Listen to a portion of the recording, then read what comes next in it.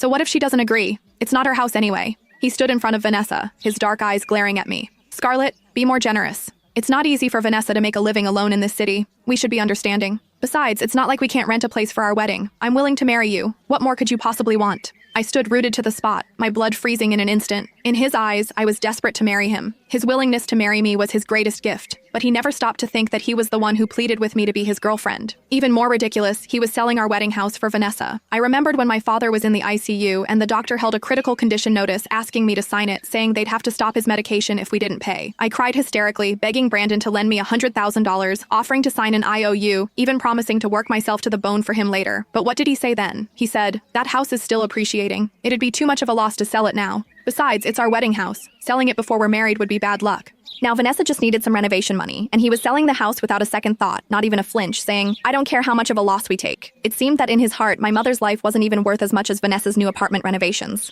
I looked straight ahead, expressionless. "Sell it if you want. I don't care." A flicker of unnoticed panic crossed Brandon's eyes. He started to say something but swallowed his words. I turned and walked a few steps. Then my wrist was suddenly caught by a warm grip. Brandon's Adam's apple bobbed several times before he spoke, his voice strained. I'll clear out my projects these next few days. I'll make time this week, definitely, to go see your father. His greatest wish was to see us get married. We can discuss wedding details then. I looked at his earnest face, remembering that during my mother's hospitalization, he never visited once. Even when my mother briefly regained consciousness and wanted to see him, he was either busy helping Vanessa move or taking Vanessa's dog to the vet. In the end, my mother died without ever seeing him again. Now he was acting as if he were bestowing a favor by offering to visit. It felt like swallowing a handful of broken glass, my throat aching with the shards. No need. I looked at him calmly. It's not necessary anymore. With that, I walked away quickly, no longer looking at him. Back in my empty rental apartment, Aunt Clara called, saying a company in another city was interested in me, willing to offer 3 times my current salary to poach me. She asked if I was interested. I accepted without a second thought. There was nothing left in this city for me to cling to.